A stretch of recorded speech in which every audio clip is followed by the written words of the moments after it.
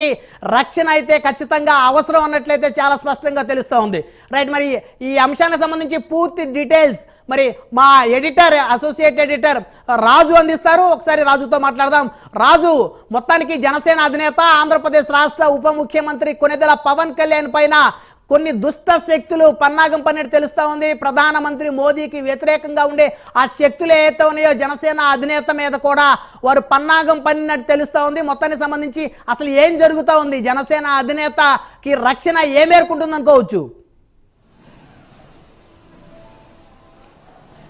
Right Brahmanaidu, మొత్తానికి జనసేన అధినేత అలాగే ఆంధ్రప్రదేశ్ ఉప ముఖ్యమంత్రిగా ఉన్నటువంటి పవన్ కళ్యాణ్కి సంబంధించినటువంటి కొన్ని నిర్ఘాంతపోయేటటువంటి వాస్తవాలు కావచ్చు, ఆయనకు సంబంధించినటువంటి ఉనికికి సంబంధించినటువంటి ముప్పు వాటిలా పోతుంది అనేటటువంటి అంశాలకు సంబంధించి ఇంటెలిజెన్స్ అధికారులు చెబుతూ ఉన్నటువంటి మాటలను బట్టి చూస్తూ ఉంటే ఖచ్చితంగా ఆంధ్రప్రదేశ్లోనే కాదు దేశ రాజకీయాల్లో కూడా ఒక పెను సంచలనంగా మారేటటువంటి పరిస్థితి ఉంది. ఇప్పటికే పవన్ కళ్యాణ్కి సంబంధించి మీరు చెప్పినట్టు నరేంద్ర మోడీకి అత్యంత సన్నిహితుడు కావడమే కాకుండా ఆయన ఎన్డీఏ కూటమిని ఆంధ్రప్రదేశ్లో గెలిపించడంతో పాటు కేంద్రంలో ఎన్డీఏకి సంబంధించినటువంటి కూటమి అధికారంలో సుస్థిరతను సాధించడంలో ఆయన చాలా కీలక పాత్ర పోషించినటువంటి పరిస్థితి ఇటీవల కాలంలో మనం చూసాం. నరేంద్ర మోడీ ప్రతిసారి కూడా పవన్ కళ్యాణ్ పొగడ్తలతో ముంచెత్తుతూ రావడం, అంతేకాకుండా ఆ పవన్ కాదు ఈయన తుఫాను అని చెప్పేసి ఆయన చెప్పినటువంటి మాటలు కూడా మనం చూసాం. అంతేకాకుండా ఆంధ్రప్రదేశ్ పర్యటనలో కూడా మోడీ పవన్ కళ్యాణ్కి సంబంధించి అనేక పొగడ్తలతో ఆయన ముంచెత్తినటువంటి సిచ్యువేషన్ ఉంది. దీంతో పాటు ఇటీవల ఆంధ్రప్రదేశ్ రాష్ట్రానికి సంబంధించినటువంటి ఎన్నికల్లో కూడా దేశంలో ఇప్పటి వరకు ఏ పార్టీ సాధించినటువంటి 100% స్ట్రైక్ రేట్ను సాధించినటువంటి జనసేన గురించి దేశవ్యాప్తంగా ఇది రాజకీయ సంచలనంగా మారినటువంటి పరిస్థితి ఆ గెలుపు. అంతేకాకుండా ఇటీవల పవన్ కళ్యాణ్ మాట్లాడుతూ అంబానీకి సంబంధించినటువంటి పెళ్లి వేడుకలో కూడా జనసేనకు సంబంధించినటువంటి గెలుపు అంశం అక్కడ ప్రస్తావనకు వచ్చిందని చెప్పేసి చెప్పినటువంటి పరిస్థితి. సో పవన్ కళ్యాణ్ ఈ విధంగా దేశ రాజకీయాల్లో కావచ్చు, అంతేకాకుండా ఆంధ్రప్రదేశ్ రాజకీయాల్లో చక్రం తిప్పుతున్నటువంటి నేతగా ఉండడమే కాకుండా ప్రస్తుతానికి ఒక రాజకీయ దిగ్గజంగా ఎదుగుతూ ఉన్నటువంటి నేపథ్యంలో ఆయన మీద కొన్ని శత్రువుల కళ్ళు పడ్డాయనేది ఇక్కడ స్పష్టంగా తెలుస్తోంది. ఇంటెలిజెన్స్ వర్గాలు ఎప్పటికప్పుడు రెగ్యులర్గా చేసేటటువంటి ట్రాకింగ్లో నివ్వెరపోయేటటువంటి వాస్తవాలు, నిర్గాంతపోయేటటువంటి వాస్తవాలు బయటపడినటువంటి పరిస్థితి. పవన్ కళ్యాణ్ గురించి బయట పడ్డటువంటి కొన్ని టేపులకు సంబంధించినటువంటి అంశాల పట్ల ఇప్పుడు కేంద్ర ఇంటెలిజెన్స్ వర్గాలన్నీ కూడా ఒకంత ఆందోళన వ్యక్తం చేస్తున్నాయి. పవన్ కళ్యాణ్ గురించి కొన్ని గ్రూపులు మాట్లాడుకున్నటువంటి మాటలు వినడమే కాకుండా ప్రస్తుతం పవన్ కళ్యాణ్ ప్రాణాలకు హాని ఉంది, సో ఆయన ముప్పు పొంచి ఉంది అని చెప్పేసి కేంద్ర ఇంటెలిజెన్స్ వర్గాలు చెబుతూ ఉన్నటువంటి పరిస్థితి. అయితే ఏ గ్రూపుల్లో ఈ సంభాషణలు జరిగాయి, ఎవరి మధ్య ఈ సంభాషణలు జరిగాయి అనేటువంటి దాని మీద పూర్తి స్థాయి విచారణ జరుగుతోంది. అంతేకాకుండా పవన్ కళ్యాణ్కి భద్రత పెంచడమే కాకుండా ఆయన కాపాడుకోవాల్సినటువంటి బాధ్యత కేవలం ప్రభుత్వం, కేంద్ర ఇంటెలిజెన్స్ వర్గాలదే కాదు, ఆయన అభిమానులని చెప్పడమే కాకుండా ఆయన జాగ్రత్తగా ఉండాలి అని చెప్పేసి కూడా ఆయనకి సూచన చేసినటువంటి పరిస్థితి. సో ఇదంతా కూడా ప్రస్తుతానికి అటు జనసేనలోనే కాదు రాష్ట్రంలో, దేశంలో ఒక సంచలనంగా మారినటువంటి సిచ్యువేషన్ ఉంది. ఎందుకంటే పవన్ కళ్యాణ్ దేశ రాజకీయాల్లో ఈరోజు ఒక అత్యుత్తమ నేతగా ఎదగడమే కాకుండా ఇందాక మీరు చెప్పినట్టు లౌకిక వాదంతో ముందుకు వెళ్తున్నారు. హిందూ మత సాంప్రదాయాలను ఎప్పటికప్పుడు అవలంబిస్తూ ఆయనకు ముందుకు వెళ్తూ ఉన్నటువంటి పరిస్థితి. మరోపక్క ఎన్డీఏ కూటమికి దగ్గర కావడమే కాకుండా మోడీకి అత్యంత సన్నిహితుడిగా ఆయన ఈరోజు మారినటువంటి సిచ్యువేషన్ ఉన్నటువంటి నేపథ్యంలో మోడీ వ్యతిరేక వర్గాలు ఏవైతున్నాయో ఇవన్నీ కూడా పవన్ కళ్యాణ్ని టార్గెట్ చేస్తున్నాయనేది ఇక్కడ మనకు స్పష్టంగా తెలుస్తుంది. సో మోడీ వ్యతిరేక వర్గాలే పవన్ని టార్గెట్ చేసినటువంటి పరిస్థితి. సో ఈ టేపులకు సంబంధించి వాటి మధ్య ఏం జరిగింది అనేటువంటి సంభాషణలని బయట పెట్టకుండా కేంద్ర ఇంటెలిజెన్స్ వర్గాలు దీని మీద జాగ్రత్తగా ఉండాలని చెప్పేసి హెచ్చరికలు జారీ చేసినటువంటి నేపథ్యంలో ఖచ్చితంగా దీని వెనక ఒక పెద్ద కుట్ర దాగి ఉందనేది ఇక్కడ మనకు స్పష్టంగా తెలుస్తుంది. ఎందుకంటే గతంలోనే మనం చూసాం పవన్ కళ్యాణ్ హత్యకు కుట్ర జరిగింది, ఆయన హత్యకు సుపారీ ఇచ్చారు అనేటటువంటి ఆరోపణలు కూడా వ్యక్తమయ్యాయి. సాక్షాత్తు పవన్ కళ్యాణ్ కూడా చెప్పడం జరిగింది, నన్ను హతమార్చేందుకు ప్రయత్నం చేస్తున్నారని చెప్పేసి.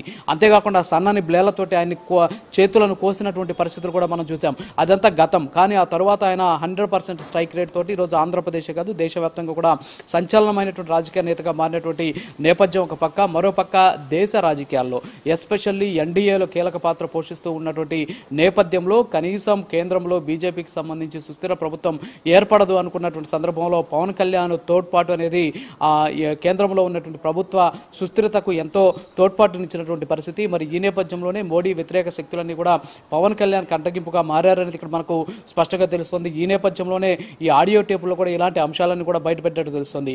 దీనికి తోడు వైసీపీకి సంబంధించి ఎస్పెషల్లీ ఆంధ్రప్రదేశ్కి సంబంధించి వైసీపీని అధపాతాళానికి తొక్కుతానని చెప్పేసి ఆయన వ్యాఖ్యలు చేయడమే కాదు, చెప్పినటువంటి మాటను చేసి చూపించారు. ఈరోజు 11కి వైసీపీకి సంబంధించినటువంటి బలం పడిపోయినటువంటి పరిస్థితి. సో ఈ నేపథ్యంలో వైసీపీకి కూడా ఆయన ఒక రకంగా చెప్పాలి అంటే బద్ధ శత్రువుగా మారినటువంటి పరిస్థితి. ఈ నేపథ్యంలోనే అక్కడ ఆ గ్రూపుల్లో ఏం మాట్లాడారు, ఆ గ్రూపుల మధ్య జరిగినటువంటి సంభాషణ ఏంటి అనేది మాత్రం ఇంకా ఇంటెలిజెన్స్ వర్గాలు బయట పెట్టలేదు. కానీ భద్రత మాత్రం పెంచాల్సినటువంటి ఆవశ్యకత ఉంది, ఆయన జాగ్రత్తగా ఉండాల్సినటువంటి ఆవశ్యకత ఉంది అని చెప్పేసి వాళ్ళు హెచ్చరించినటువంటి పరిస్థితి ఉంది. దీనికి తోడు ఈ రెండు అంశాలే కాకుండా ఇటీవల మావోయిస్టులు కూడా ఒక లేఖ రాయడం జరిగింది.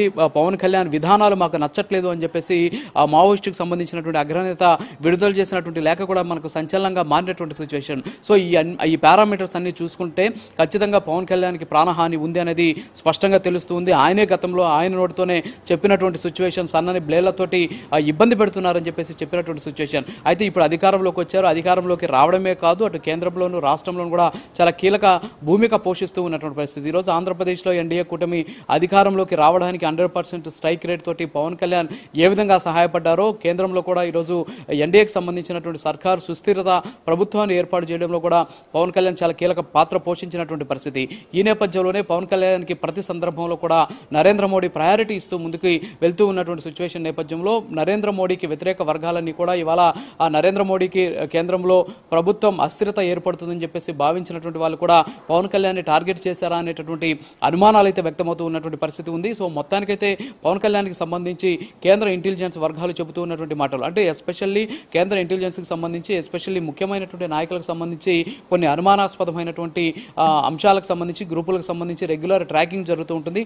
ఈ రెగ్యులర్ ట్రాకింగ్లోనే ఈ విస్తుపోయేటటువంటి వాస్తవాలు కూడా వెలుగు చూసాయి. ఎందుకంటే అందులో స్పష్టంగా వాళ్ళు విన్నారో అని కూడా చెప్పడం జరిగింది. ఆడియో టేపులు కూడా మేము రికార్డ్ చేసినటువంటి పరిస్థితి ఉందని చెప్పేసి కూడా చెప్పినట్టు సమాచారం. సో ఏదైనప్పటికీ కూడా ప్రస్తుతానికి ఈ రెగ్యులర్ ట్రాకింగ్లో పవన్ కళ్యాణ్కి సంబంధించినటువంటి ప్రమాదం ఏదైతే ఉందో ఈ ప్రమాదానికి సంబంధించినటువంటి అంశాలను పసిగట్టినటువంటి ఇంటెలిజెన్స్ వర్గాలు ఇదే అంశాన్ని పవన్ కళ్యాణ్ కూడా చెప్పినట్టు సమాచారం. ఆయన జాగ్రత్తగా ఉండాలని చెప్పేసి ఆయనకి సూచనలు కూడా చేసినటువంటి పరిస్థితి ఉంది. సో ఇప్పటికే భద్రత ఆయనకి కట్టుదిట్టం చేశారు, బుల్లెట్ ప్రూఫ్ వాహనాలను కూడా కేటాయించినటువంటి పరిస్థితి. సో అది సరిపోదు, అంతకు మించినటువంటి భద్రత ఇప్పుడు ఆయనకి అవసరం ఉంది అనేది ఇక్కడ కేంద్ర ఇంటెలిజెన్స్ వర్గాల ద్వారా మనకు తెలుస్తుంది. ఎందుకంటే ఆయన భద్రతను పెంచాల్సినటువంటి అవసరం ఉంది అనేటటువంటి వాదన కూడా వ్యక్తమవుతూ ఉన్నటువంటి సిచ్యువేషన్. సో ఎప్పుడు కూడా ఆడంబరాలకు దూరంగా ఉండేటటువంటి పవన్ కళ్యాణ్ ప్రతిసారి ఎక్కడికి వెళ్ళినా సరే ఫ్యాన్స్ కావచ్చు, అంతేకాకుండా పార్టీకి సంబంధించిన కార్యకర్తలు, నాయకులు, అభిమానులతోటి ఆయన దగ్గరికి వెళ్ళిపోతూ ఉంటారు, వాళ్ళని హక్కున చేర్చుకుంటూ ఉంటారు. అయితే రాజు ఇప్పటికీ ఆంధ్రప్రదేశ్ ఉప ముఖ్యమంత్రిగా ఉన్నారు పవన్ కళ్యాణ్. అయితే ఆయనకి Z+ కేటగిరీ భద్రత అత్యవసరం అన్నట్టు కూడా తెలుస్తూ ఉంది. మరి ఇప్పుడు ప్రభుత్వం ఏ మేరకు, రాష్ట్ర ప్రభుత్వంలో ఆయన కూడా కీలకంగా ఉన్నారు, అదేవిధంగా కేంద్ర ప్రభుత్వం కూడా జోక్యం చేసుకొని ఆంధ్రప్రదేశ్ ఉప ముఖ్యమంత్రికి Z+ కేటగిరీ భద్రతను కల్పించాల్సినటువంటి అవసరం ఏ మేరకు ఉందనుకోవచ్చు? ఖచ్చితంగా, ఎందుకంటే ఇక్కడ పవన్ కళ్యాణ్కి సంబంధించి ఆంధ్రప్రదేశ్లో ఆయన కీలకంగా ఉన్నారు. అంతేకాకుండా కేంద్రంలో ఎన్డీఏలో కీలక పాత్ర పోషిస్తూ ఉండడమే కాకుండా కేంద్రంలో ఎన్డీఏ ప్రభుత్వం ఉండడానికి సుస్థిరతకు ఆయన ఎంతో కీలకంగా మారినటువంటి పరిస్థితి. మరి ఈ నేపథ్యంలోనే ఆయన భద్రత అనేది ప్రస్తుతానికి ప్రభుత్వ బాధ్యతగా మారినటువంటి సిచ్యువేషన్ ఉంది. ఎందుకంటే ఆయన అనేక సందర్భాల్లో కూడా చాలా నిరాడంబరంగా ఉంటారు. మనం చూసాం, మీకు కూడా తెలుసు, ఆయన చాలా నిరాడంబరంగా ఉంటారు.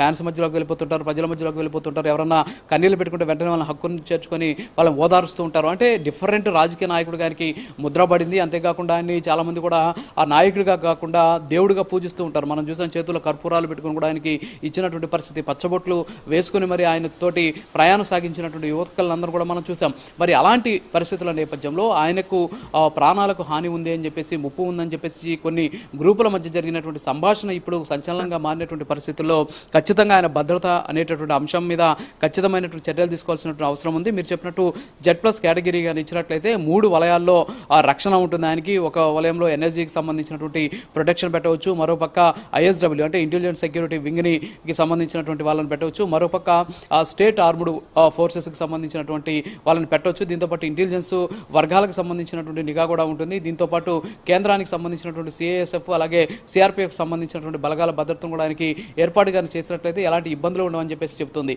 అయితే పవన్ కళ్యాణ్ మాత్రం వీటన్నిటికీ కూడా ఎప్పుడు ఆయన వీటన్నిటికీ దూరంగా ఉంటారు. ఎందుకంటే ఎప్పుడు కూడా ప్రజల్లోకి వెళ్ళిపోవాలనేటువంటి తపన ఉన్నటువంటి వ్యక్తి. కానీ ఆయన గతంలో చెప్పారు, ప్రజల వద్దకు నేను వెళ్ళిపోతూ ఉంటే సన్నని బ్లేడ్లు తీసుకొని చేతులు కోస్తూ ఉన్నారు అని చెప్పేసి ఆయన ఒకంత ఆవేదన కూడా వ్యక్తం చేసినటువంటి సిచ్యువేషన్ ఉంది. మరి అలాంటి వ్యక్తి ఇప్పుడు ఇంత భద్రతను ఏర్పాటు చేస్తే ప్రజల్లోకి వెళ్ళడం కష్టమవుతుందని ఆయన ఏం చెప్తారు అనేటటువంటి ఆవేదన కూడా నా కార్యకర్తల నాయకుల నుంచి కూడా వ్యక్తమవుతుంది. వాళ్ళు కూడా ఒకటే చెప్పడం జరుగుతుంది, మీ ప్రాణాలు మాకు ఇంపార్టెంట్, మీరు మాకు ఇంపార్టెంట్, కాబట్టి మీరు ఎక్కడ ఉన్నా సరే ఖచ్చితంగా మమ్మల్ని చూస్తూ ఉంటారు, మాకు సంబంధించినటువంటి అన్ని మీరు నెరవేరుస్తారు అనేటటువంటి వాదాన్ని వాళ్ళు కూడా వ్యక్తం చేస్తున్నటువంటి పరిస్థితుల నేపథ్యంలో ఖచ్చితంగా పవన్ కళ్యాణ్కి భద్రత అయితే పెంచాల్సినటువంటి అవసరం ఎంతైనా ఉంది. అయితే దీనికి సంబంధించి కేంద్ర ఇంటెలిజెన్స్ వర్గాలు ఈ రెగ్యులర్ ట్రాకింగ్లో అనేక వాస్తవాలు వెలుగు చూసినటువంటి సందర్భంలో దీనికి సంబంధించి ఖచ్చితంగా వాళ్ళు భద్రతకు సంబంధించి ఒక నోట్ని అయితే ప్రిపేర్ చేసేటువంటి అవకాశం ఉన్నాయి. ఈ నోట్లో ఆయనకి Z+ కేటగిరీకి సంబంధించినటువంటి భద్రత ఏ విధంగా పెంచాలి, అంతేకాకుండా ఆయనకి సంబంధించినటువంటి పర్యటనలు కావచ్చు, రూట్కి సంబంధించినటువంటి వివిధ క్లియరెన్స్కి సంబంధించినటువంటి అంశాలు ఏవైతే ఉన్నాయి ఇవన్నీ కూడా భద్రతాపరమైనటువంటి అంశాలన్నింటినీ పరిశీలించిన తర్వాత ఒక నిర్ణయం తీసుకునేటటువంటి ఛాన్సెస్ కనిపిస్తున్నాయి. బ్రహ్మనాయుడు రైట్, మొత్తానికి రాజు ప్రధానంగా కనుక చూస్తే ఆంధ్రప్రదేశ్ రాష్ట్రానికి ఆయన ఉప ముఖ్యమంత్రిగా ఉన్నారు. సో ఖచ్చితంగా రాష్ట్ర ఉప ముఖ్యమంత్రికి సేఫ్గా కాపాడుకోవాల్సినటువంటి బాధ్యత కేంద్రానికి కూడా ఖచ్చితంగా ఉందని చెప్పుకోవచ్చు. అయితే దీనికి సంబంధించి ప్రధానమంత్రి నరేంద్ర మోదీ సంబంధించినటువంటి కార్యవర్గం చేరిందా ఈ వార్త? అంటే ఖచ్చితంగా బ్రహ్మనాయుడు, ఎందుకంటే కేంద్ర ఇంటెలిజెన్స్ ఇచ్చినటువంటి